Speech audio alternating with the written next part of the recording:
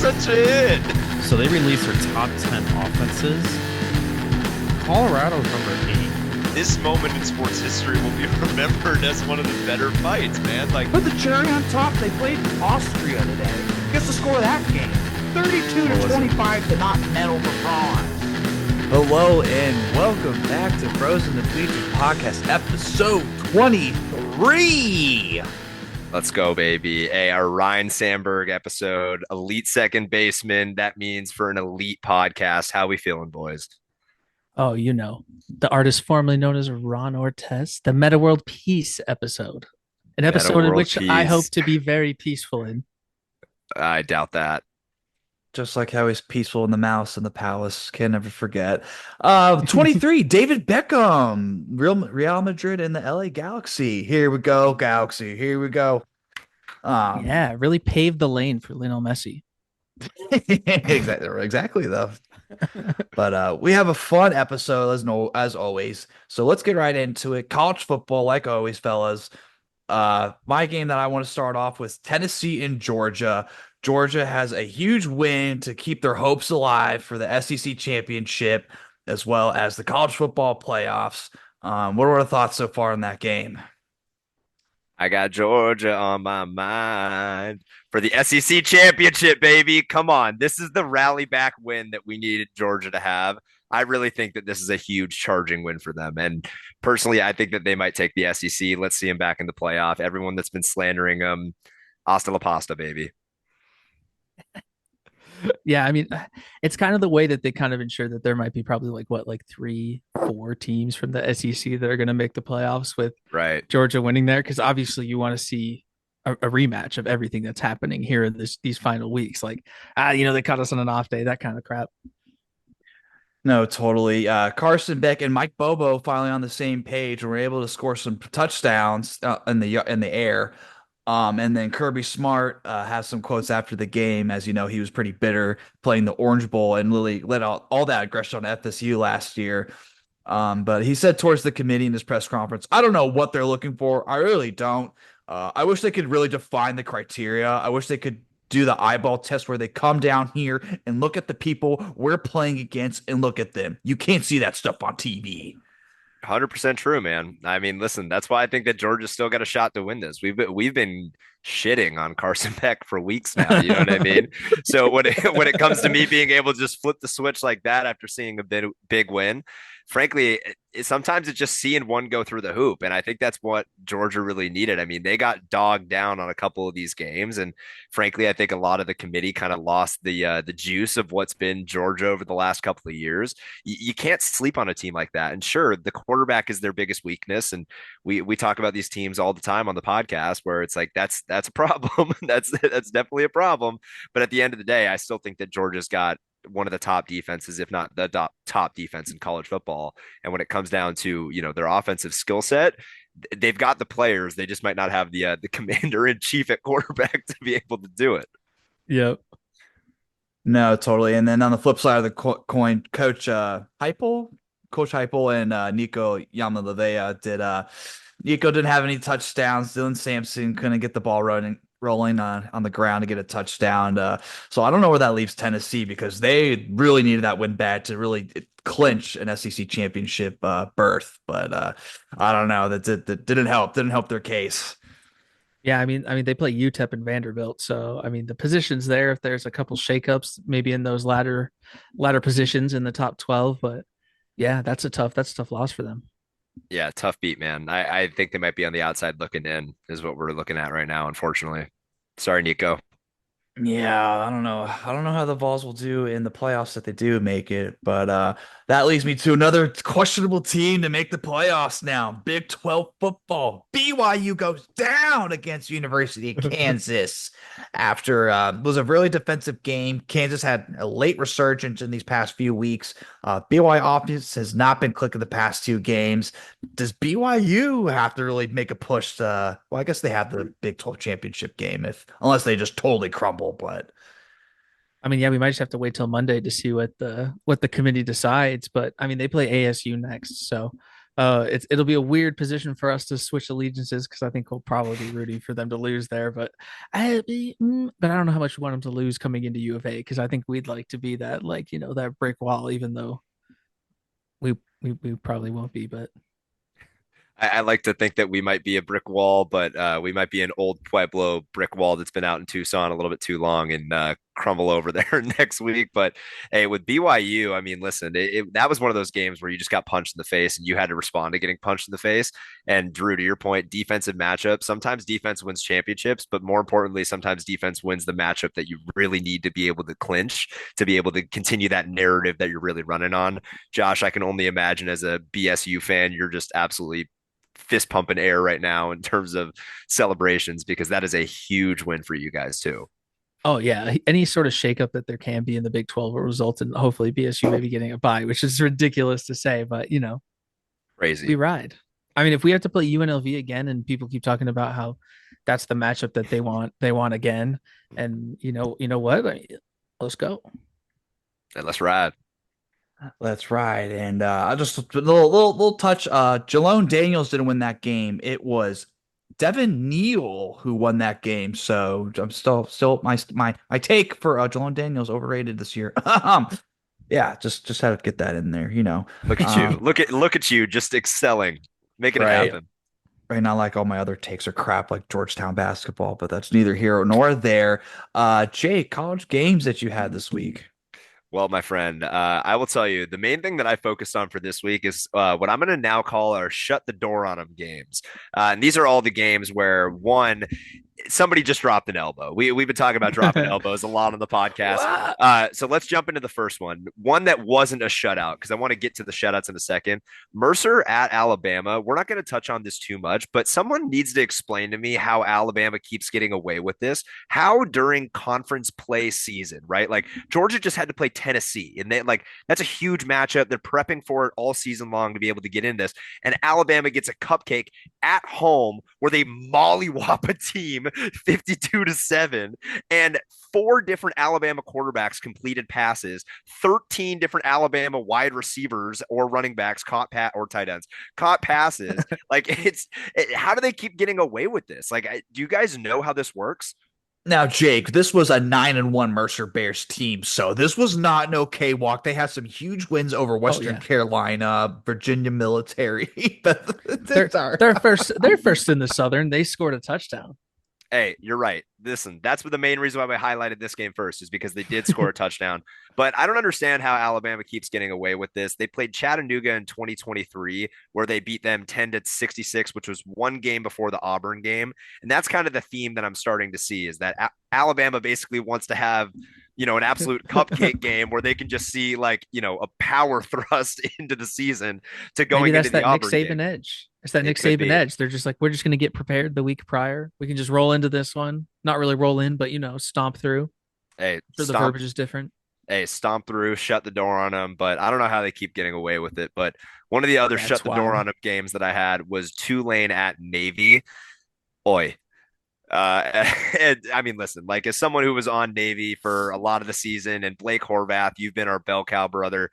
He did get hurt early in the game, and it just goes to show you how much a bell cow can really make a difference. And listen, if you've been listening to Bros in the Bleachers podcast, you've known about bell cows now. So please submit some bell cows for us, please. We want to learn about some other guys that are rolling along, but Tulane absolutely roll wave roll. I mean, they just came in and thrusted into Navy, if you will. But former bell cow from Drew, Mekhi Hughes, 22 carries, 82 yards, and 2 touchdowns. The sophomore from Birmingham, Alabama. Just again, being a bell cow and thrusting Tulane into that win. The other shut the door on them game that I had was Oregon State at Air Force. Again, we've been talking a lot of armed services on the pod, but Air Force hasn't gotten nearly as much love as they have, when it comes to Army and Navy on here. But wow, I don't know if you guys took the time to tune into that game, but it was a gong show. Gong show. Oh, so Air Force cracked them. Yes, they did, my friend. 28-0. And I thought that Oregon State was solid, but I mean, we're talking about a yardage difference of 409 from Air Force to 175 from Oregon State. So that's not a winning recipe for football games, my friends, and that's why it was a shut the door on them game. And I'm pretty happy that Boise State doesn't have to play Air Force this year because like we normally do. And with UNLV also doing like kind of a triple option type thing, you can only play so many like run attack teams in one season and suffer through a little bit of those games. But yeah, that's a big win. Yeah, and those are the games where, especially to your point on like triple option, where you're just getting pounded all game long. You know what I mean? So if you're getting that week after week, then we're getting into a situation where, teams probably aren't recovering the exact same way that they would against a, air raid offense, right? So Yeah. again, kudos to Air Force for, coming in and shutting the door on Oregon State. Oregon State, be better. Come on. We were expecting more. Come on.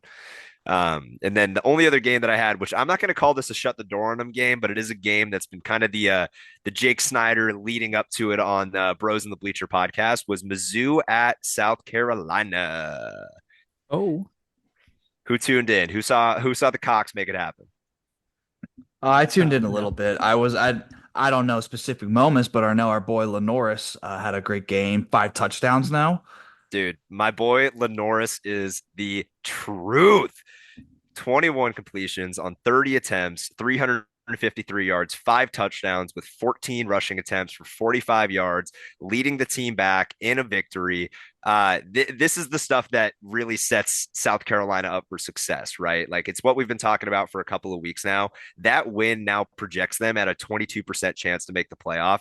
Now, I don't know how the hell that happens because of everything that's going on right now with these teams, but I'm just, again, Drew, let's just see what happens, right? I guess they play But Clemson, so yeah, exactly. And I will say that a couple weeks ago, I did project on the podcast that Clemson's probably going to drop an elbow on South Carolina. I might just tumble and flip that, and South Carolina, South Carolina it's might a end up reversal. undefeated, It's a reversal. right? But no, this has been an insane college football season, and South Carolina, I'm just going to say, coming out of the woodwork and being a team that's really, lost a couple of heartbreaking games, but has been able to put up some thrilling games too. So we're on playoff watch, baby. Watch out for the Cox. Let's go. Yeah, I don't Oh know yeah. how the math of South Carolina getting in, but I would be so elated. That'd be so. I Right? don't. That'd I don't be know if they. unreal. I don't know if they would get a home game, but if we could make that happen with Sandstorm, but I do want to add another point to that. Clemson had I don't know if you want to count a big win against Pitt since Pitt had their starting quarterback out and some Right. major injuries, and it was kind of a dogfight of a game. Pitt did not lay down; they put up the Dukes. But so I feel like yeah, the momentum is definitely South Carolina. That's for sure. Let's Yeah. see it happen. Lenoris, you're the truth, brother. The truth. uh, And that will bring us to Josh. Josh, what do we have? What do we have? well, obviously we have a Boise State check-in. It was a slow start for the Broncos. They really had that that SJSU. We'll just say San Jose now because it's so much easier. Their passing attack's pretty legit there from the beginning. Nick Nash, he had 9 receptions, 126 yards. Yeah, he's kind of like a smaller bit Teteroa. Like he can really just high point the ball. Like he'll get up there and he'll snag it. And he also just has crisp route running. He's fast. He'll take the top off the defense. Probably like a good, I think he's a sneaky top 5 wide receiver. And I think he'll make some team really happy when they put him in the slot. We'll just say that. All right. And it really was a tale of two halves. I mean, Genti really came alive in the second half, which we'll get more from Jake on that later. But for me, I just really kind of want to focus on Maddox Madsen because I've talked about him a little bit where I say like he's kind of more of the ceiling decider for the team, and yeah, he's just kind of stacked like performance after performance. Like he had a great rushing touchdown and he had another great passing touchdown. So it's full steam ahead for the Boise State Broncos. Ain't that the truth? You guys play a stinky Wyoming team and then always Oregon State, who just got shut out against Air Force. The only time that we lost in Wyoming was against Josh Allen, which was absolute trap game. Which again is why I said it like 2 weeks ago. I said that Wyoming game, it can Yes, be a you trap did. game. It can be. You got to show up to play those. I don't know, corn fed, potato No, fed. Who knows? they're Wheat stinky. fed They're boys. stinky. Probably a little. Hey, I thought they didn't show up to the, Santa Cruz Shredders from what San Jose, right? When it comes to that area. Because at the end of the day, I mean, they were down 14-0 in the first quarter, maybe even into the second, something like that. Boise State. Yeah, Boise State was Oh down. yeah. Yeah. Oh yeah. No, it was getting a bit of white knuckling on the couch, as Jake Snyder likes to say. But yeah, they really kind of I don't know, they kind of switched up what kind of defense they were doing in the second half, and Genty, I mean, continued to just come alive. I think it was just more of the pass rush started winning more. It's just kind of that whole thing where they just started laying on him more, and the more physical teams Wear will him just down. will just win later, which is exactly what happened. Because that, I mean, I think it was Boise State's right tackle. He was getting taken to task most of the first half. Like I was just circling him on the TV. I was like, what are you doing here? But yeah, they continue, as long as if they can start hot here at some point, maybe hopefully in Wyoming, and as you gain a little bit more confidence of them in the first half, like again, like just got to keep winning.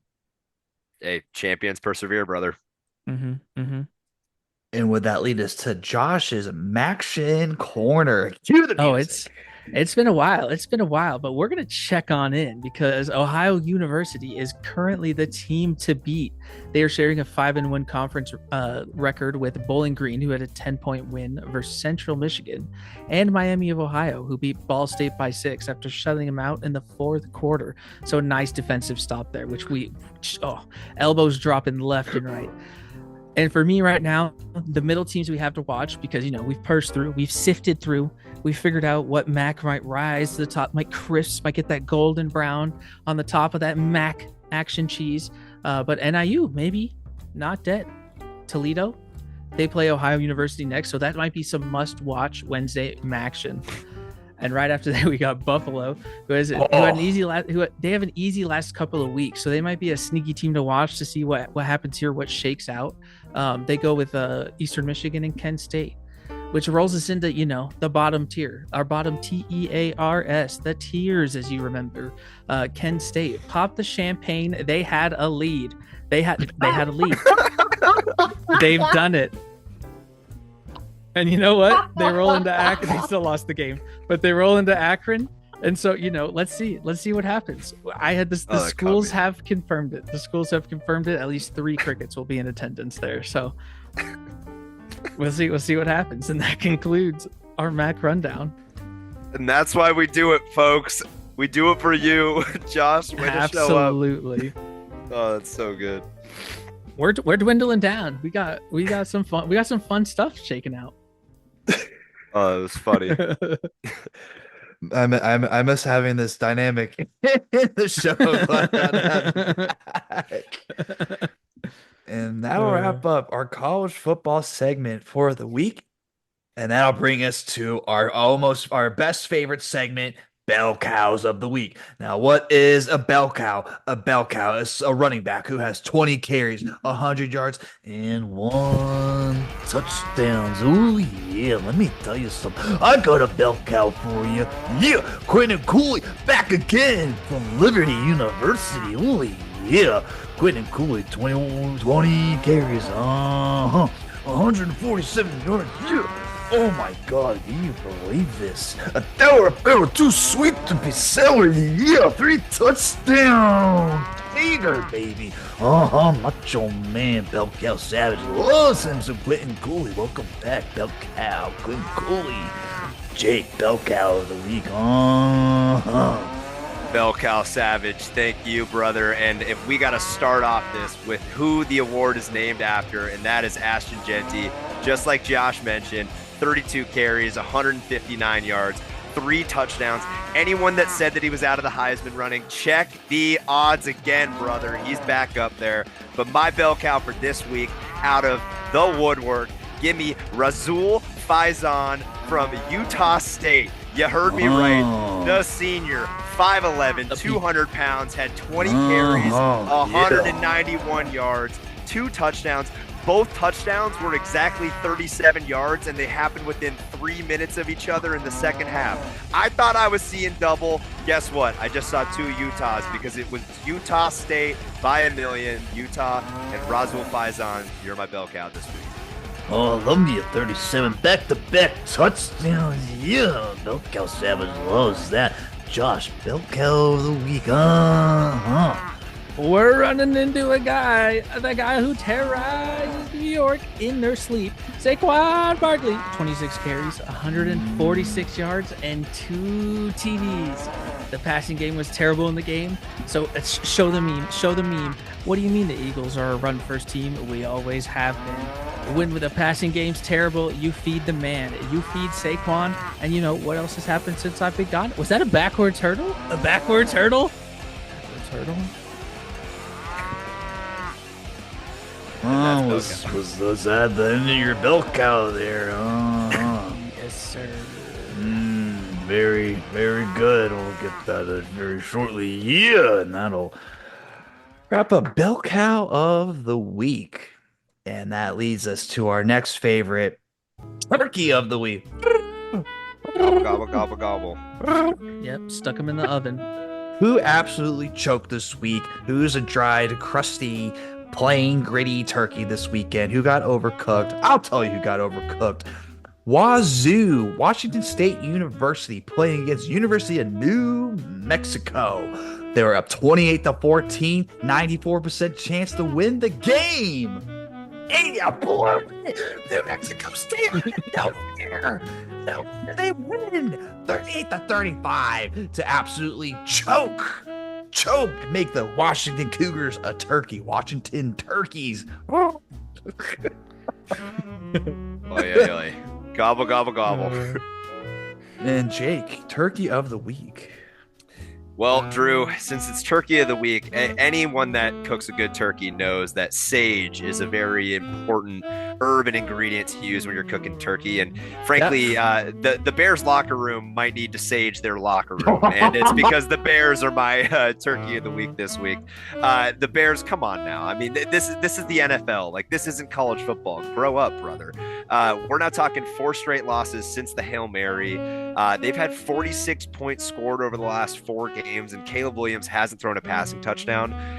But it doesn't make any sense to me because when they played against the Jags about 5 weeks ago, he threw for 4 touchdowns. So something in the air is off, and maybe it was past spooky season, but let's sage that locker room. The Bears, you are my turkey this week. I know where the boogeyman is. It's Eberflus. That is back-to-back weeks of a grease-fired blocked field goal to win the game turkey of the week. Grease fire, brother. You can't write it. And that'll hand us over to Josh. Who is the over-dried turkey this week? Listen, I want the continuation of Grease Fires taking the house because the JETS are a first-class turkey.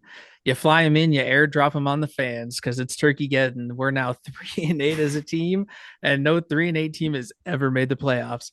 And you know, in common Josh Taylor fashion, we're going to tell somebody to walk home, which just might be Joe Douglas. And you know, I kind of want to tell the interim head coach as well, but it's kind of just more you feel bad for the guy. I mean, he got hoisted into this position. Aaron Rodgers, it might be you to blame. You might need to walk home too, but if you walk home, you might be doing drugs. So like, be careful.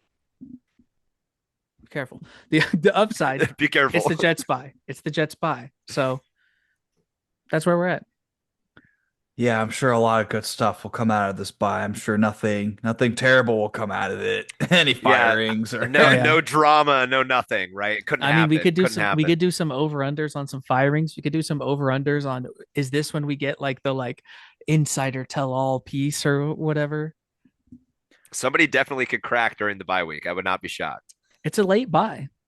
Aaron Rodgers announces his retirement during the bye. I hope you're right. No, that'd be sick. Imagine days before you're calling this. Let's go. Right. Oh. And that'll wrap up our turkeys of the week. So hopefully in the few coming weeks, you have a nice, delicious turkey, not any dried, gritty, bland turkey at your Thanksgiving dinner. Jake's going to eat his turkey and have to watch the Cowboys. Don't remind me. And that'll transition us into NFL, pro football. Let's start off with the Thursday night game. Commanders lose to the Philadelphia Eagles, I believe, 26-18. And I will let the winner of the game have the floor. Josh, lead us off with this game. It really was one of those games where, unfortunately for the Commanders, who are a year ahead, which creates expectation and creates just sadness when something like this happens. But the Eagles were clearly the more talented team. And they kind of just continued on doing that in the second half. They leaned on the run game. They leaned on their big old Clydesdales in the front, and they just continued to just we're just going to feed the ball to the guy that we paid to be excellent, and he's going to be excellent even in the times when the passing game on kind of both sides to a degree was just it was just wasn't working. I love watching Saquon Barkley on the Eagles, and that pisses me off so much. You don't understand. I hated watching him on the Giants. Like it actually hurt Oh yeah. me, and Oh yeah. it was something where it was like you could recognize that this guy is so good at what he does, but just this team is just so bad, and they just won't Mm-hmm. they won't do it for him. You know what I mean? And even in the moments where he would peak up and they would be great, they'd find a way to lose 20-17 in the last 30 minutes of the game or something, or I'm sorry, 30 seconds of the game. So now that he's on the Eagles and they're seeing success, as a Cowboys fan who's absolutely demoralized in every sense of the word, it is cool to be able to like hand the torch and just be like, hey, Saquon, keep doing your thing. Eagles, fuck you. But Saquon, keep doing your thing. That's fair. Thank you. It's a good view from the top. Now, Drew, will you please fill us in on your opinions on this game? Yeah. What are your Yeah, let me views? get my CVS receipt of notes that I took during this game, like I did last week. Um, yeah, so obviously I'm not as snake bitten and upset as I was watching that game on Thursday. But I'll go thought by thought. The first quarter, both offenses sucked big Yeah. time, Oh yeah. huge. Um, both defenses taking away with what oh excuse me, both defenses taking away what both teams do best. I think that was Mm-hmm. very evident. Washington had some underneath passes in the first quarter, and those got quickly taken away after that, and there was pretty much no down the field passing after that. Jaden not able to run much, as noted during the broadcast many times. The Eagles linebackers, what's the guys from Wisconsin? Bow something, 53. Zach Braun. Yeah, that dude. Yeah. Yeah, he's pretty good. Oh Um, yeah. Which he got like Eckler was dicing him up a bit in that first half. Like he was just getting that yeah, little like one cut and he was just getting them and I was like yeah. Dude, Eckler back from injury is a scary player. he's Yeah, he's doing good. yeah. He had that one throw underneath dump off where he like that Zach Braun had would either cover him or go up back in coverage, and then Hmm. obviously he went back in coverage, and then Eckler obviously took it up and had a decent run. And then Jake Elliott. Yikes. I think I that's your listen. only question mark out of that whole game. I mean, he's been very good. That's Mhm, probably like the mhm. worst game he's had. No? Oh, absolutely the worst game he's ever had. Which, I mean, who knows? Who knows if there's an injury? Who knows if there's whatever? You hope he rounds into form because you definitely don't want to go into the latter half of the season or even the playoffs with that kind of question mark on special teams. But he's won a Super Bowl, so well, we'll pump the brakes. Maybe it was cold or his big toe hurt. I don't know. Yeah, guys, that was definitely the worst game I've seen from him. Because he's Hmm. always been automatic. He's been super clutch. And then on to my next thought. I think this is still in the first half. Jalen Hurts passing, not really moving down the field a lot. Good coverage by the Washington defense. That was Yeah, that probably number zero guy, he was Mikey good. Sandstrill, yeah, out of Hmm. Michigan. That's Normally, I say you got to earn it. You got to earn it, but He earned he it. was he was earning it. yeah, he had that deflection against Devontae Smith in the corner of the end Hmm. zone. I And a love couple that. against AJ. Yeah. I love Frankie Louvu. Uh, Eagles last drive before half fed Saquon, and then that's when it started rolling. Um, our offense was terrible, and Cliff Kingsbury of the second half of the season has arrived to where nothing works, and anything he does, I don't He's a know what, monitor. I don't know. I don't know what happens. Him in the second half of the NFL season is just, he disappears. I don't know what Tough. else is, I don't know. And then, yeah, we pretty much choked away the rest of that game. I turned it off as soon as, I think oh, we had that huge fumble by I think Goddard got fumbled and then we didn't recover it. And then after that, Yep. Saquon's touchdown, Jalen interception, another Saquon touchdown. And Shout out that was Calvin the Terry. game. Tough. Hmm. Do you want to explain what you're wearing, why you're wearing? I don't think you've gotten to that point yet. Oh, we were just a little pent up and felt like Papa Bezos was gonna deliver upon me some regalia to be number one in the division for right now. Uh, well, we can get more into that later. Oh, okay. I'm sorry for coming Wait, in sorry, I early didn't on know I was that. still on camera. No, you're perfectly fine. Yeah, we'll circle back for bench or play. Okay, yeah, but yeah, as far as the NFC East goes, the Eagles are in first place, and it was fun. It was fun being at the top for the few weeks, 5 weeks or so. And now we're like in like the stairwell of the we're like peeking into the basement where we used to hang out a lot at the bottom of the division, and reminds me of 2008 when Jim Zorn was coaching that team, and we were 6-2, and then we did hip hip hooray, and then we think we didn't win a game after that. So. Hate to see it. Yeah, Anyways. good defense, good run game. Choo choo. Yep. Yep. But let's go on to another just dogfight of a game. The Pittsburgh Steelers beat the Baltimore Ravens 18-16 in what was a classic defensive matchup between these two teams. Yeah, what a great coaching rivalry. I mean, I think they said something what it's like there's been like 20, 30 something matchups. It has to be at this point. I Yeah. feel like they've both been coaching these teams for 10 plus years, you It's know? been since Yeah. '08. Yeah, it's insane. Um, but some notes I had, if I can. Oh, here we go. Derrick Henry, I mean, the first play fumbled. That was a huge mistake by them and gave the Steelers a field goal. So at least they were able to hold them to that.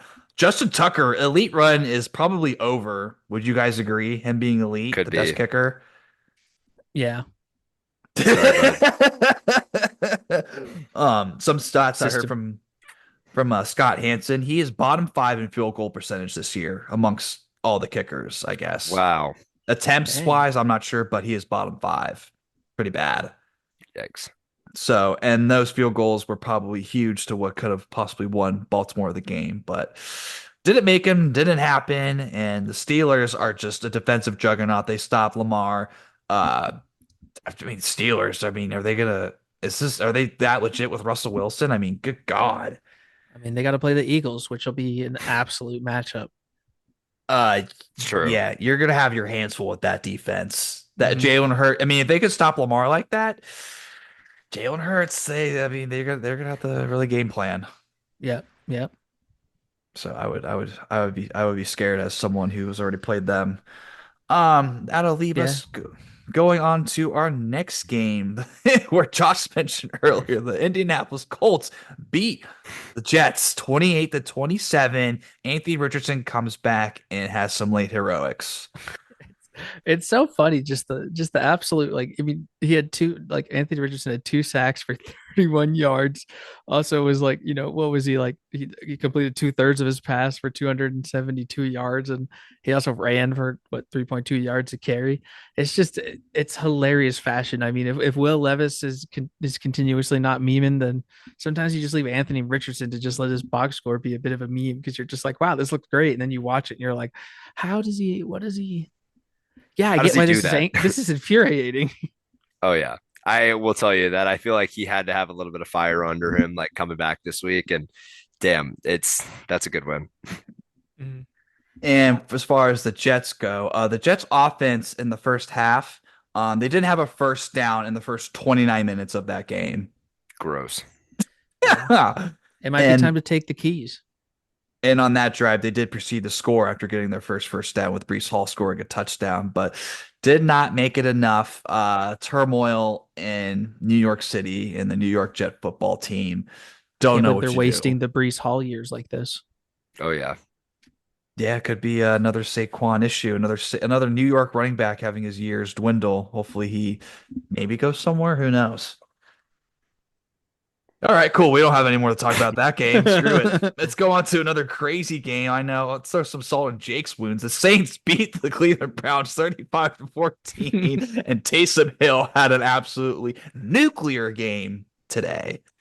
I mean, dude, it doesn't make sense. Like this whole Yeah. Taysom Hill thing, him popping in. Like I will tell you, this game really reminded me that I saw something earlier in the year where there's a fantasy football league where they call it the Taysom Hill League, where basically you're not allowed to draft Taysom Hill, and he just basically becomes a rotating player that gets added to your week or added to your roster week over week. So, like for example, Drew, if your team you drafted week 1, I have Taysom Hill. Taysom Hill is probably not doing anything in week 1, right? But if you have him in week 13 and he just happens to randomly be on your roster and you have to start him, and then he rands up, shitting out 3 touchdowns for bullshit, it's just like it doesn't make sense. But again, kudos to the Saints, I guess. Like I still don't think that this is really the I don't think this is the turnaround. Like, I don't think that this is a game that you look at the box sheet or the box score and you're like, oh, we're fucking back. Like, no, like again, you're having a guy that plays 3 different positions, really just run, and he scored 3 touchdowns for you. Great, kudos, whatever. What else is there to say? I think this is just like a morale win. Like we did it. We're 2-0 with our interim head coach. You're playing for coach. That's what it comes down to. I mean, yeah, quite honestly, I mean, we've talked about a couple of them here, but so far I got forking them business decision teams, right? Teams that are just nobody's tackling, nobody really cares.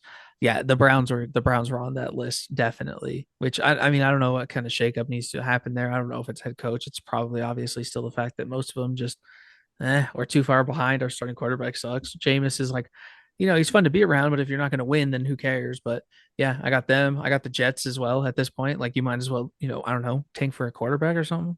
For sure. Firebomb. I think this game for Jameis was let's have some good film on tape to send to some teams and maybe get a starting job on like maybe a little bit better team than this Browns team this year. Would you guys agree? He was hitting some of the underneath. I mean, Jerry Jeudy was an insane pickup by me. Oh, dude, my, work league for fantasy. 89-yard touchdown. That was crazy. Yeah, we won. Yeah, but that's all you need there. And we'll move on to the Los Angeles Rams traveling to New England to beat them 28-22. Matthew Stafford had 4 touchdowns and Drake May looked pretty good, and I hate it. Sean McVay now moves to 18-0 straight up when having a dog number in front of him of 4 or more. I should have had the Rams listed every single day in every single bet that I had, and I'm a dumbass for not doing it. The fact that Puka and Cup both got touchdowns, and I didn't parlay that too. Sitting here, idiot number 1, but it was Rams by Williams. Yeah, the Eagles also have to play. The Eagles also have to play the Rams. So that, I mean, that's another one where I don't like playing the Rams. True. And I guarantee you that that's going to be another game where the Rams are probably a +4 dog. Is it in Philly? Does Puka punch somebody? No, I think it's in. I think it might be in LA. Oh, if it's in LA, then it's not going to be that. But if it's in Philly, then it's definitely going to be a +4. I mean, it's still going to be a Philly home game if it's in LA. That's obvious. This NFC West division is looking to be pretty tight right now. It's spicy. With the Cardinals at 6-4, 49ers at 5-4, Rams at 5-5, and the Seahawks and 49ers are playing right now. So Seahawks could throw even a bigger wrench and just throw their hat in the circle. Please. So yeah, it's NFC West looking pretty good. NFC West possibly the same as the NFC South. Who knows? I don't think so. Yeah, I know you're right, Jake. They're not as fun. Anyways, we move on to the Las Vegas Raiders taking on the Miami Dolphins to only lose 34-19. This was just a game like another for the Dolphins, like morale, I guess. I don't know. Yeah, I mean, it was kind of like it was weird in the first half. I mean, it was never like it was close. You know what I mean? It was close, but it was close in like an NFL way. And then they just kind of sewed it away in the second half. Yeah, I for a moment there, I was watching the game kind of intermittently doing some activities today. And frankly, it was one of those moments where I looked at the screen and I was like, wait, Raiders are actually in this. And then I looked at the screen again and it was a little bit later in the game. I'm like, wait, they're still in this. And I was like, okay, Miami really needs to be able to run away with this. And I wish I had gotten an opportunity to look at my phone in between. But then I just saw the end of the game and I was like, oh, this is kind of a cakewalk. Like it didn't really seem like it until you got to the end of the game, right? But Tua with 28 for 36 with 288 yards and 3 touchdowns.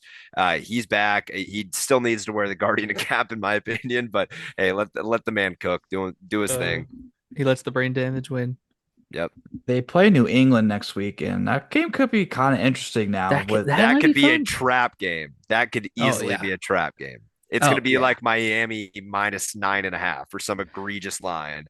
In my opinion, at least. I don't know. Which I mean, I mean, it wasn't enough for like a bench or a play, but there was the thing where that I can't remember who it was, that other secondary member that was talking about how the Dolphins were soft, and I was just like, which aligns with like when they kind of like ran Vic Fangio out of town, and then he's here with the Eagles, and it's like that's a team that clearly can be coached, and the Dolphins are kind of like hit or miss and stuff like that. So I mean, it's just like, maybe confirmed.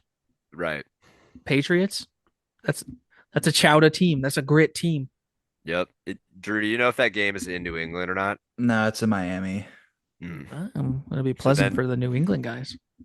Still leads into the fact it could be a high Patriots points number type of night. I don't know. I'm on the lookout. And on top of that, it's getting a little bit cooler in South Florida here, so maybe that sun advantage, like in the early September, right? Sun, maybe not so as advantageous as earlier in the season. But we'll go ahead and transition to the Minnesota Vikings traveling to the Music City in Nashville to take on the Titans and beating them 23-13. I just want to say Will Levis had some passes and it really pissed me off, like thinking he had some swag still left. You don't. You're done. Like it's over. What made you think that he had swag? He has a Did you not see some of his face? He was just like, it's probably just the first quarter. I mean, he was just like had some like passes. Like he had that's some just what he do. He eats mayo in his coffee. Like no swag. Like he had the Nick Westbrook Akeen 98-yard touchdown pass, and it was like, dude, you didn't do much. The receiver did all the work. He's just like, oh my god, I'm back. I'm glad that he can. Guess what? That seems like a play that 12-year-olds get away with in Madden all the time. You know what I mean? You have some kid on a stick route and he beats the corner and there's no one covered because he's running man. Oh, Will Levis, he's the GOAT. No, mayo and coffee, bad. Next. No, I just wanted. I was a big Will Levis fan, but now he's starting to piss me off just with some shit like that. I don't know, but yeah, Vikings show it, brother. Vikings defense sacked him 5 times. Sam Darnold had a somewhat okay game. Vikings win. Maybe Sam Darnold. Yeah, Vikings move along. Ain't that the truth? We go to Detroit, Motor City, where Dan Campbell absolutely just stomps on the Jacksonville Jaguars, 52-6. If you had some fantasy players on the Lions, you are elated. Yeah, every single except for Laporta, who was out. Well, okay, listen to this. If you had Laporta and you took 5 seconds and you go, this team is going to kick Jacksonville's ass. Like, it really doesn't matter who they line up right now. Like, they're going to do pretty well. If you took Brock Wright, you still walked away with fantasy points, brother. 1 catch, 5 yards, and a touchdown. And I was one of those people that streamed him. So get out the way. But to Drew's point, ton of players walked away with just huge point totals here. Jared Goff, 24 of 29 for 412 yards and 4 touchdowns. Dog. David Montgomery, 15 carries, 75 yards, 2 touchdowns. Dog. Gibbs, 11 rushes, 69 rushing yards, 1 touchdown with a reception for 54 yards. Dog. And if you had Amon-Ra, you're really the savage out here because he had 11 catches for 161 yards and 2 touchdowns. Dog. A woof woof. Woof woof indeed. Yeah, no, they to my point last week where I said Jared Goff, laser precision against the Tekkens. I meant this game. This game is the one I meant. Yeah, that's what you meant, right? Yeah, just a week early. Early. Yeah, exactly. Everybody knows you just take Drew 1 week later. That's right. That's how it goes. That's pretty good science shit. Right. And then we go to the Windy City where Chicago and another heartbreaking loss in the hands of a field goal kicker loses 20-19 against the Green Bay Packers. I mean, what do you do as a Chicago fan? I'm dying. I mean, listen, Jordan Love kind of does the same thing. You know how some people just like, there's some quarterbacks you're just like Jordan Love is that kind of that for me, because like it's just always like people are like, oh yeah, sky's the limit with him. You do whatever, he does all this kind of stuff, whatever. And then it's just like, how are you not like continuing the tradition of just destroying the Bears in a position where you should be destroying the Bears? And they barely let him throw the ball. Like he 17 attempts the whole game, an interception and a TD. That's it. Like, what? Come on. Thank you. That was the exact same point that I was going to make. Like, what happened to like the Packers own Chicago? Like, sure, like, granted, you win the game, all is cool. You know what I mean? Like, move on to the Mhm. next week. Like, you don't have to listen to a guy like me. But as a guy that thinks that he should be listened to, you should win by 5 touchdowns. You know what I mean? Like, there's no Oh excuse here. yeah. You're the better team, and it's not close. Caleb Williams sucks, dog, and I don't think it's all his fault. I think it comes down to just Yeah. everything that's going on in Chicago right now. I think that And that's he's probably part of the gifted. anger for me too, for sure. Is that like they should have blown him out, as you said. Eberflus should be walking down the road. Agreed. He should be selling peanuts. That's too good of a job selling peanuts He's still in the stadium. somehow. I mean, But mopping no, urinals. a new look Bears team with Shane Waldron not coaching the offensive play calls, and the Bears for the first time in 3 games scored a touchdown in this game, but sadly was not enough to win the game. Yeah. Yeah, that ain't gonna do it, pal. Yeah, and the gauntlet of NFC North division rivals continues on with them. Yeah, they still got Uh, to play Detroit twice. So, I mean, Onward, onward. oh, oh, yeah, There's a yeah. good chance that I take Lions minus 20 and a half in both of those games. I'm just letting you know right now. yep. If Because it I be the almost I game. almost took it for this game right here. And I was sitting here just like licking my chops, like adjusted spread. There's no way that this isn't going to be a gong show. And instead, the one that I put my, little bit on was David Montgomery and Jameer Gibbs, little anytime parlay, just a little Sammy right there. Yep. So you, Delicioso. I don't mind if I do. so you did better this week, is what you're telling us? Yeah, we did better this week. On the Thank Packers game, God. yeah, Packers game was frustrating because I had minus 5.5 and a Josh Jacobs touchdown, and Josh Jacobs finally gets in the end zone. I didn't realize this, but it was only his fifth rushing touchdown of the year. Um, Yeah, no. I mean, this Packers team is just I they don't don't make understand. sense. Like, They don't like. I just like. but I it's don't like they don't understand how make they sense win. in I don't like the understand how they. opposite. Yeah, yeah. You know. Yeah, like the Saints don't make sense because they suck, but like the Packers don't make sense because they're good. But like, I don't like not. watching you. I don't like betting you. I don't understand what's going on. Yeah, it's been Frozen frustrating. tundra. I know. It's yeah. I don't know what to think either. But let's cruise through these afternoon slate games. Broncos absolutely just crushed the Falcons 38-6. It's Bo time. I streamed Bo Nix this week in fantasy, and oh my Oh, God, yeah, I love that. They absolutely crushed. Kirk Cousins had can a I get a Kirk Cousins Sutton check game. in? Sutton had 7 receptions, 78 yards. Dog. Yeah, boy. Hey, I'll take that every week. I mean, I would like a touchdown, but I'll take that every week. I just want him to be happy. Yeah, touchdown scorers were Little Jordan Humphrey, Marvin Mims, Troy Franklin, and to cap it off, Nate Atkins. Nate Atkins. All Uh, right. yep, that's pretty much what all I got for them. The Bills and Chiefs. Bills up 23-21 with 6 minutes and 25 seconds left in the game.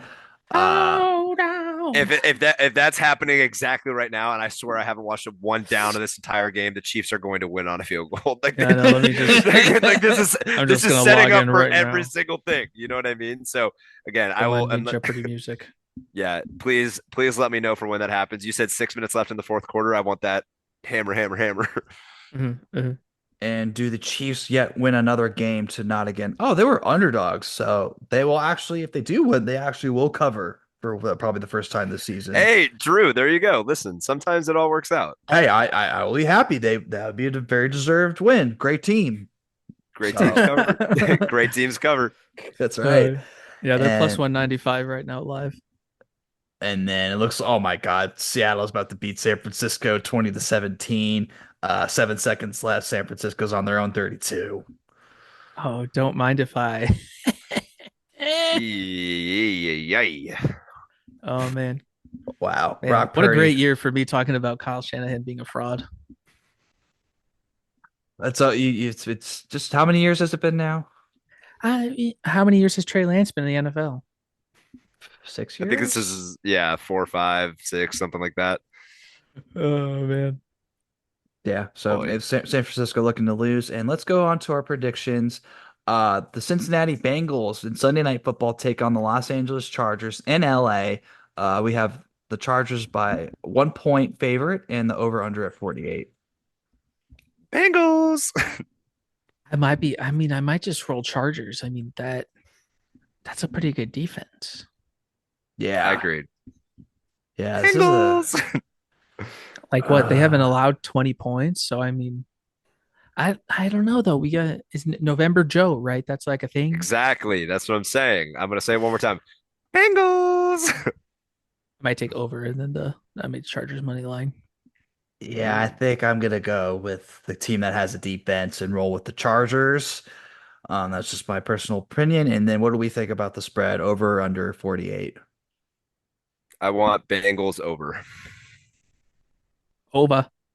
Chargers under. Wow. Oh, So we're all on the over under. Yikes. wow.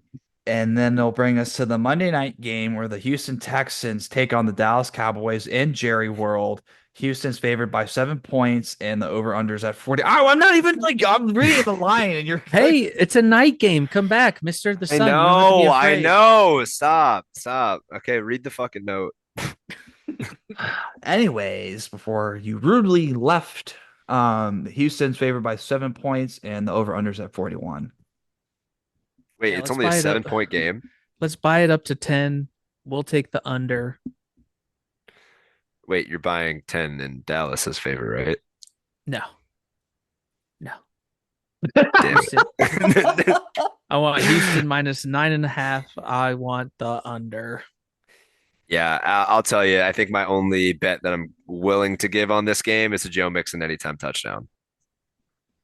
Might be Coward. slipping my own throne here. Yeah, no, I'm a coward. I don't want to play this game. Wow. Just everybody know, everybody comment coward if you do watch this episode for Jake. Give me Houston and the under. Yikes. What's I the mean, what's yeah, the like over under? the 41. and yeah. According The to Texans, this. I mean, but the Texans offense is just so like it's just like I don't know. Like they're But Nico our Collins defense is is back. so bad. Nico Yeah. Collins is back. Right. Yeah, but like Micah might motor around and break some Yeah. stuff up in the first half. Like if the first half is just nullified because he's being excellent, like that's an under. I don't know, but Yeah. I'll stop throwing salt in Jake's wounds for Thank you. we're Yep. gonna leave. But I want the NFL. full analysis of Cooper fumble. No. Nope. Cooper not in a rush. And that'll end NFL. And we start with current events. For me, we had the Jake Paul Mike Tyson fight, in which was probably the most awful fight I've probably seen in quite some time. Do we think this was real or fake? Pseudo. Yeah. No, I- listen, I'm here in the full real camp. I mean, dude, Tyson came out firing in the first 2 rounds, and that's me like giving a little bit of like sugar into the situation because like he was throwing some good punches. Like the judges gave him rounds 1 and 2. It was everything after that where his knees Nope, looked yep. bad. He wasn't able to walk around. Like he Yeah. was getting He all did that on purpose. I'm so convinced he did that on purpose. He took like two baby, I think, hooks or crosses, and then after that, it was just done from there. It was just like, all right, got my bag. Let's just. I mean, I think there had to be a stipulation. Rumor has it was Tyson couldn't knock Jake out in the first round, apparently, in the contract. Rumored, not debunked yet. So Yeah. I mean, like, we went to I mean, I was kind of at the casino, which was just random and it was on every single TV.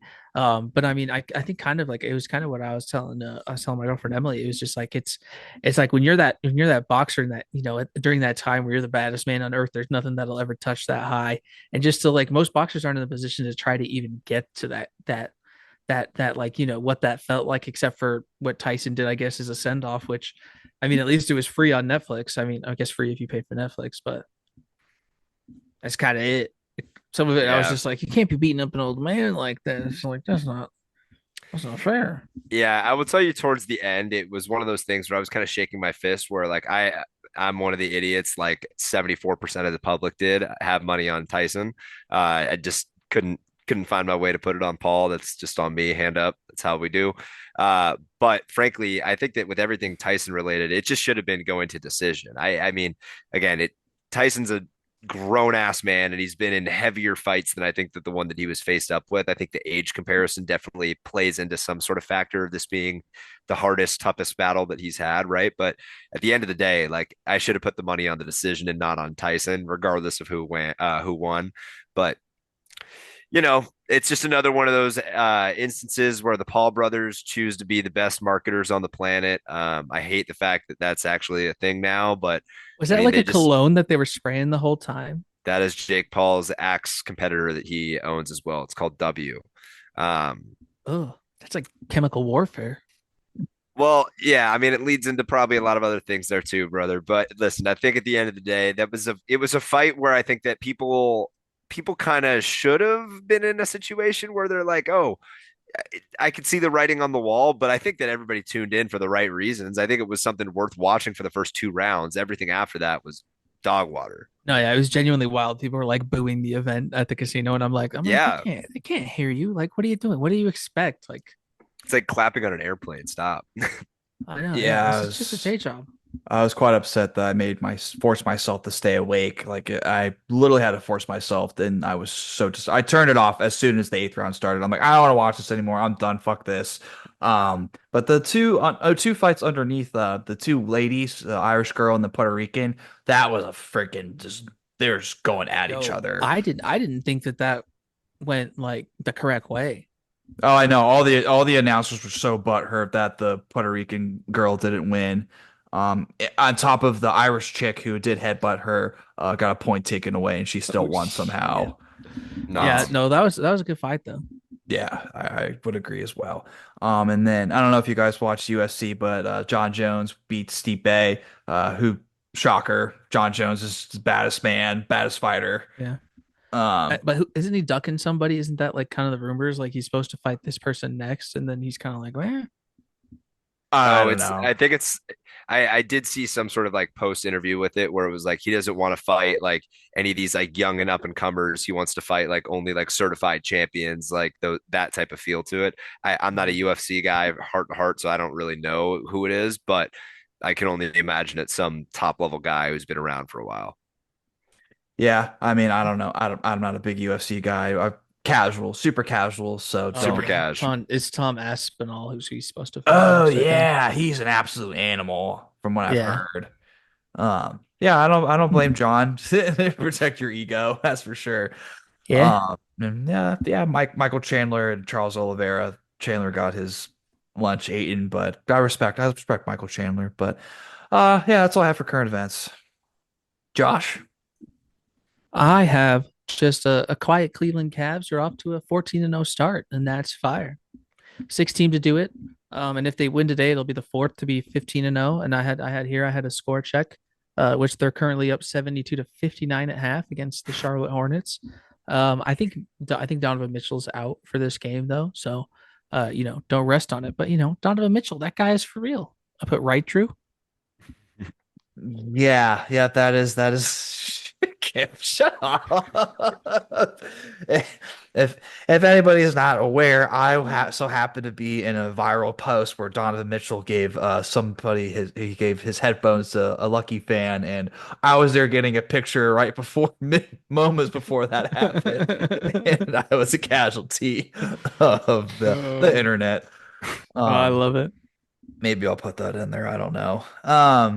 And then Jake, anything you want to touch on?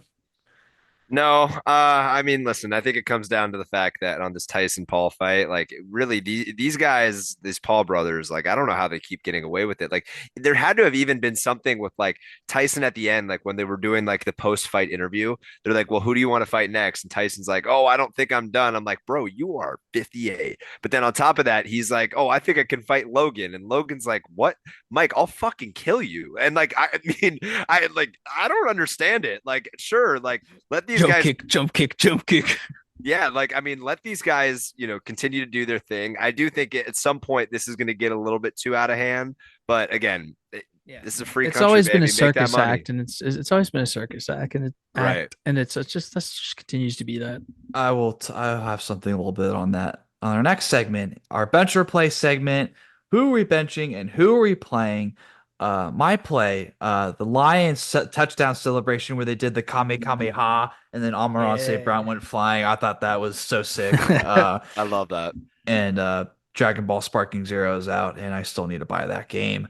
Double In the play, kitchen. my double play. I don't know if you guys saw in the link I showed, but Ettore Guglianelli is throwing a screwball in the minors, and I thought that was sick. You don't ever see that. He was a Pitching Ninjas pitcher of the, I guess, year as far as just like movement. So screwball, and shout out Fernando Venezuela, who passed away not too long ago, another screwball throwing legend. So screwballs are back. And then my bench, referring to earlier in the Jake Paul fight, he's calling out Conor McGregor to do an MMA fight. I will just say, please stop giving this guy money and a microphone. Just please stop. Stop it. I mean, what are they gonna fight over? A bag of sugar? Yeah, yeah. I'm sure they definitely dwell in sugar and other performance enhancing drugs from both of the sides of their heads. If anybody knows what I'm talking about. Yeah, just stop. Just stop giving attention. Stop giving them money. Just stop. And that's all I had. That being said, we did all watch it, so I Yeah, know. I know, right? I will not watch. I refuse to watch the next one. All right. Well, hey, there you go. Well, that feeds into my bench of the week. And my bench is also from the Jake Paul fight, but it's not a bench against Jake Paul this time. It's a bench against my own team and my own owner. Jerry, this is for you, brother. Why are the curtains up for the Paul fight and they're not for our games? Like I get it. There's the ego. There's the we built these windows. Oh, we built this. I'm the man. Whatever. I'm over it, dude. Like there's no competitive advantage when it comes to this kind of stuff. We are still shit at home. Put the curtains up. Let's try to win a football game here. So that was my bench. It's not fun. You guys have any science behind that? Why is it like this? I mean, they said they've always had them. Like that's the part that's funny. Like somebody else was telling me about it. I'm like, no, they have curtains already. Like I heard that like as at the end of the game, like all the Eagles reporters were like, no, they have curtains. Like they put them up for concerts and stuff. I don't know why they're doing this. And I'm like, Yeah, it just makes no sense. Jake, at what point in your life, being a Dallas Cowboy fan, were you sick and tired of being sick and tired of Jerry Jones? I hope he lives. Is there a Zach year, season or game that I mean, you could think of? I can remember like the year that Zeke got drafted being pissed. Not that Zeke got drafted, but it was because I was super high on Jalen Ramsey. And then the next round, I forget who the Cowboys took. I want to say it was some sort of like defensive back. Awuzie from Colorado. Yeah, Azuki, we took Awuzie, and then Miles Jack got taken right after that. So I was like, oh, Jacksonville just did an absolute mad haul at defense. Like, damn it, why can't the Cowboys have that? And I remember ever since then, I've kind of just been like on a what's going on here? Like this it doesn't smell right, but here we are. I was going to say, hopefully it was like year 5 into the Jason Garrett tenure. sadly, no. Blind and elbow. Blind and cult-like faith at that point. Let's move on to my play. On my play, I have Mookie Betts at the MLB or at the All MLB Awards. I don't know if you guys saw the clip, but he's getting interviewed on stage and he's with his All MLB award. And basically the question is, Mookie, all these players that are looking out to you, there's maybe one guy in here that has one ring. You're a guy that now has 3 World Series rings. What's a motivational speech that you can give to them to really, make them be as great as you can be, right? And verbatim, this is Mookie's quote. Get where you are right now. They want to be you. So I want to see if you can give them some kind of motivational speech, any kind of advice you can give all these guys trying to get to where you are. I would say y'all just got to wait the next 7 years. And then after that, then y'all can win. But right now, no, you just got to wait. I would just say y'all got to wait the next 7 years. I mean, after that, y'all can win, but right now, you just got to wait, And that is just the ultimate aura quote of all time. I mean, again, Oh just yeah, being able to it was be, a good one. yeah, it's you know that he's one of the best players in baseball. We've known for years at this point, but to be able to command a room like that and just that's just sauce, brother. So that is my play of the week, and that's a lot better than my bench. So Josh, let's flip it over to you. I really just only have a play, which is the Eagles are winning the NFC East division. Notable remaining opponents I have here: Ravens, Steelers. Obviously, can't sleep on either of those. The Rams, as we talked about. But outside of that, we really look forward to just the December 22 matchup between Drew's and I's teams, the Eagles and the Manders. But yeah, I expect a sweep of the Giants and the Cowboys.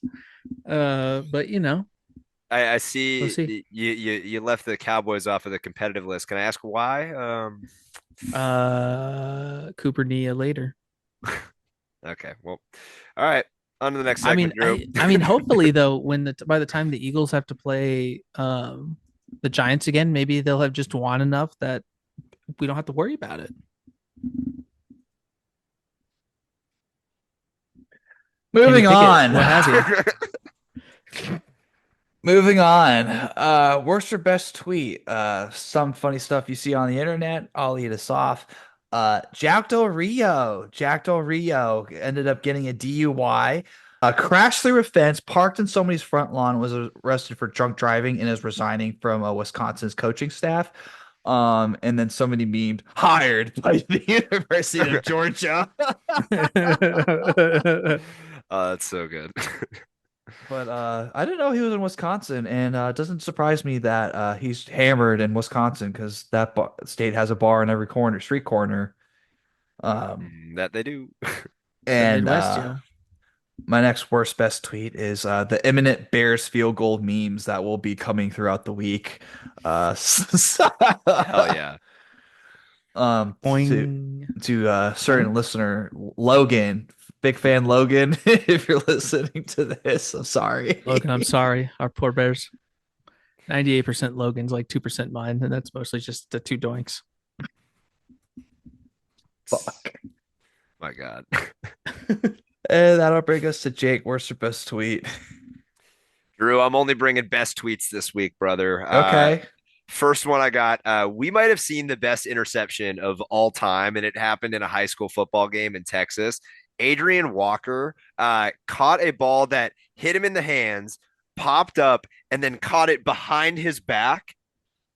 Absolutely diabolical play. Drew, hopefully we can clip it here. Yeah. And then we'll see how that goes. But Adrian Walker, you'll be on the hype list moving forward. The 2025 cornerback wide receiver. Sauce, brother. Way to get that done. Way to get it done. He definitely gets a star added to his recruiting for sure after that play. For sure. And a Sports Center top 10 highlight to be able to make all that roundabout. So again, he's going to be on some watch lists for sure. The other best tweet that I found, they are coming out with a basketball version of Top Golf. It's called Jump Shot. And I saw somebody quote tweet this, and he said, inviting women on dates just to work on my Euro step, and diabolical. That's it. Just imagine in the lane on your date, be like, oh, ball up top. Whoever wins picks up drinks. We're just gonna get like the three. pickleball, the like what is it, the pickleball epidemic on the old people where they were like busting hips and knees, but just for like more of our generation. Oh yeah, ball up top. I love it. Cookies. Insurance policies. I hope they have the trampoline version of it too. So it's like, oh babe, like here, I'll show you how to do a slam dunk. And then it's like Jordan free throw line. What? Would want nothing more. And that'll bring us to Josh. Worst or best tweet? I'm not sure where it's posted, but my dad sent me the screenshot, so probably Facebook.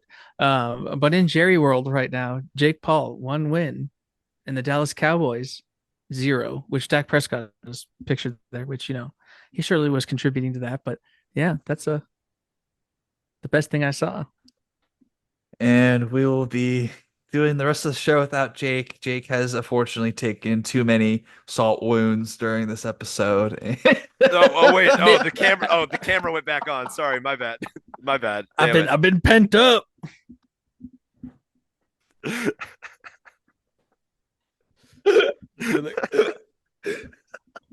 Oh man, that's good shit. And that'll wrap up what's our best tweet for the week. And that'll bring us to our top 5 bleacher rankings, excuse me. Blind ranking at current NFL quarterbacks. So we did this in the past. This is probably like our 3rd episode. So I thought it'd be fun to do it for this current week in the NFL. What are we on currently? Week 11. That's right. Week 11. So let's rank some QBs, guys. You guys want to do that? Who wants to go first? Let's get it. Josh, Jake? I think it's only right that because Josh is currently leading the division right now that he has to go first. I'll go first. All right. Let's see. Let's see if your bleacher ranking can make it the top of this Bros in the Bleachers division. So we'll see. But let me start recording the screen. Here we go. And let's go. Let's spin it now. Spinning now. What will Josh get? And this will be 1 through 5. And Josh at a hot one. Oh, we were so fucking close. Your first quarterback is Jaden Daniels. Jaden Daniels. Wow.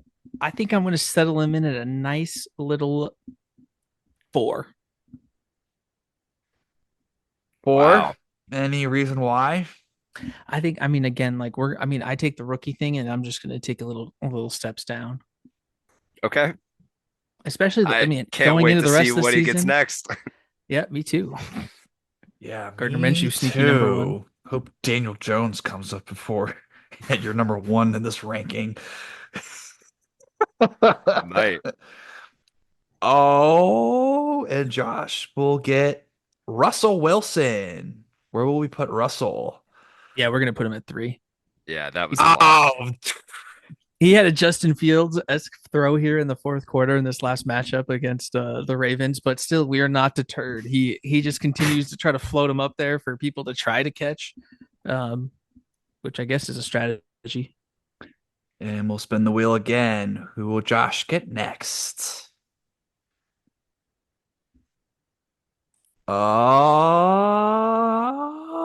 It's been so spicy. Baker Mayfield. Oh wow. I guess we got to do 2 then. I guess you have to. We got a feast or famine here. We decided to glass cannon the rest of the rankings. Here we go. Spin it now. We have currently Baker at 2, Russell Wilson at 3, Jaden Daniels at 4, leaving the 1 and 5 spots open. Josh, I pray for you. Oh my God. Justin Herbert. Oh God. Oh, I guess we have to take the winning record and go with 1 and hope that we don't get absolutely smoked here. Again, we're taking it on what's happened this year, which again they haven't asked him to do too much. You're right. They haven't asked him to do too much, but he just keeps winning games behind, a running back by committee and a stout defense. And here we go. The last spin. Ooh, will be Josh's number 5.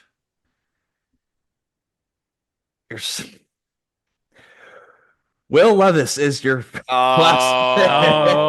Oh, okay. Oh, he got so bailed out. I got so bailed out. Oh my God. Put the Mayo Man 5. So that's where he deserves to be. That'll be 1, Justin Herbert, 2, Baker Mayfield, 3, Russell Wilson, 4, Jaden Daniels, and number 5, Will Levis. The sucky part is that it's not a terrible list. Like as you were building it, I'm like, what the hell is going on? And now at the end, I'm like, fuck. If we could take it back, we probably might want to switch like maybe Baker and Jaden. Yeah, probably. I'd probably switch Russell and Jaden. Honestly, Baker's been going off the season. Baker's balling right now. He's balling, but yeah. It was so funny. We were so close to Daniel Jones and there was another one, but I forgot. But well, you'll see it later. But anyways, Jake, your turn for a ranking. Oh, Drew, I'm so ready. Let's get it, brother. Here we go. Let me make sure I'm recording. That would suck if I did forget. Here we go. Spin the wheel. Spin the wheel now. Who will Jake get for his first pick, and where will that quarterback be placed? Jake will have Kyler Murray. Ooh. Do I think I'm going to get good spins or bad spins? Huh. I don't I'll know. I'll rock with Murray at my 4. Whoa, interesting. Okay. I feel like again, I'm already setting myself up for bad success here, but I think that again, I'm going to take a page out of Josh's book, and we're just going to kind of feel the map out. Just hopefully, I can make a case for it at the end. Here we go. Spinning now. Kyler Murray is Luckily. at 4. Call of Duty's already out. I'm going to end up getting Daniel Jones 4 times in a row. Running That's Daniel the case, Jones, we'll throwing spin it. Daniel Jones. We have Jared Goff. Oh, hell yeah. Okay. Oh. So, now this is tough because the way that this is working out is I'm getting some decent names. So it's kind of like I could do a fail safe and put him at 2. But Goff has been unreal, man. Are we going to get somebody that's better than Goff on this list? I'm going to put Goff at 2. Goff at 2. Kyler Murray at 4. I really don't like what I just did there, but I like the spice, but Yeah, I know. The spice is there, but I don't know if the spice is worth the flavor right now. Let's see it. But Goff at 2. Let's spin it again. Jake, who will you get next? Daniel Jones, Daniel Jones. Brock Purdy. Okay. I think I can safely put Purdy at 3. Okay. Oh, hello, my friend. And just soup and wow, I didn't really mean this to go out the way that Josh did it, but Here we go. here we go. Right. Here we go. Through the days. Jared at 2, Brock at 3, and Kyler at 4. Let's spin this wheel, the 1 and 5 spot. What will Jake do? Daniel Jones.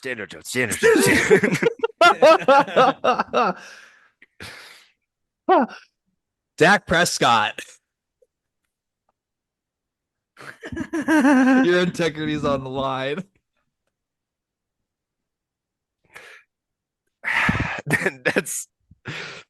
This is fucked up. Ladies and gentlemen, we got him. Where's my outfit? I gotta put my outfit back on. For the pod. 5. Wow. Oh my He's God. hurt. He's hurt. This is week 11 rankings. He is hurt. Spin the wheel. Throw Daniel Jones at my Daniel 1. Jones, Daniel Jones, Daniel Jones, Daniel Jones. Let me just get off the pod. Let me just get off. Daniel Jones. No. Just give me Josh Allen. Something good. Give me something nasty. Flacco / Anthony Richardson. Joe Flacco, best quarterback in the league. Dial it in. Give me Easily Flacco. benched. No, you get both. You get Richardson as well. I only want Flacco. We were so close to Derek Carr being his 1. Oh my God, that would have been the ultimate fuck me moment. Man. Whoa. So Jake's 1 is Joe Flacco. Number 2, Jared Goff. 3, Brock Purdy. Number 4, Kyler Murray. And 5 was Dak Prescott. I'm so regretting not putting Goff at 1. I don't know, and frankly, that was dumb. I don't know who I was going to get that was going to be better, right? When I'm praying on Josh Allen, like Burrow, yeah. That's it, right? Like, damn. All right, my turn. Right. Here we go. Spinning the Daniel wheel. Jones. We will be getting Cooper Rush. Justin Herbert as my first choice. He's a bona fide number 1. I think he was number 1. I think Justin Herbert's been pretty solid this year. He's been kind of a game manager, and that's kind of what you need of him because you have a really great defense. He doesn't have as good as weapons, so he could definitely take the step. But I'm going to put him at my 2. I'm going to put Justin Herbert at 2. I think that's a good decision. That could be a safe play. We went on the opposite side of 3, so all right, let's see what you can cook. Yeah, let me put this down. Justin Herbert. I was contemplating 3, but I don't want to be out of luck and just get absolutely sewered. You don't want to have Flacco as your number 1 quarterback? What do you mean? I would totally put Joe Flacco. Ah, damn it. There's just something about Flacco. There's just something about Flacco. Something about just that pocket presence down there in the pocket. Just knows how to command a team. Joe Flacco shows a tight spiral, Lamar can't do that. Russell Wilson. Russell Wilson is my next pick. So are you copying my list? I was just gonna say. I know. This give me Russell at 3.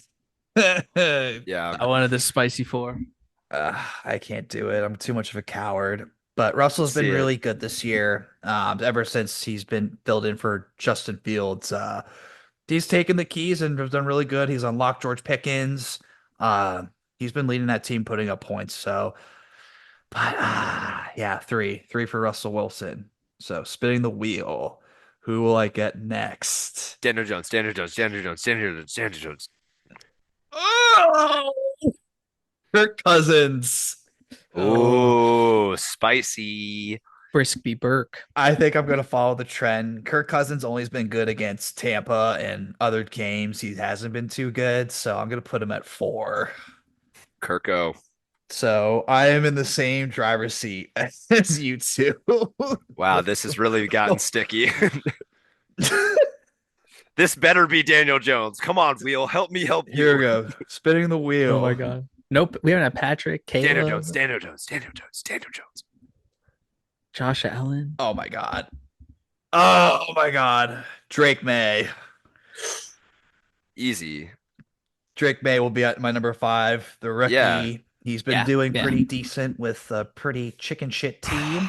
Trying to make this jackass is gonna have a perfect list. God damn it! Here we go. Drake May. Is that Patrick Mahomes? Patrick Mahomes. All right, hey, Patrick hold on. Mahomes. Before you spin, I'm just doing shot call right now. Burrow.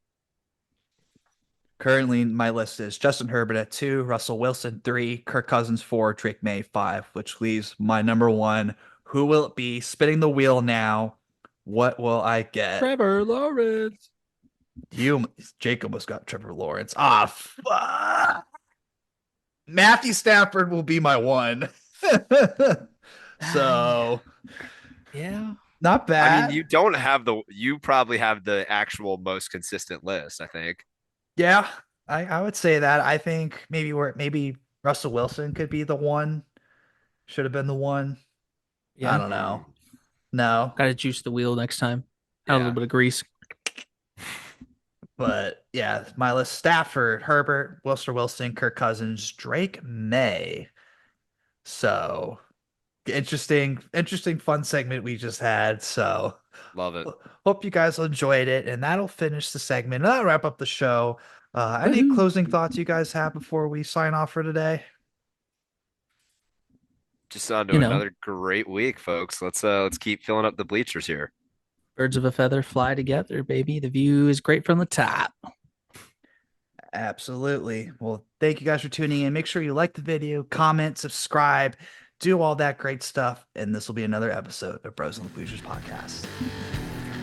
Later, bros. Peace out.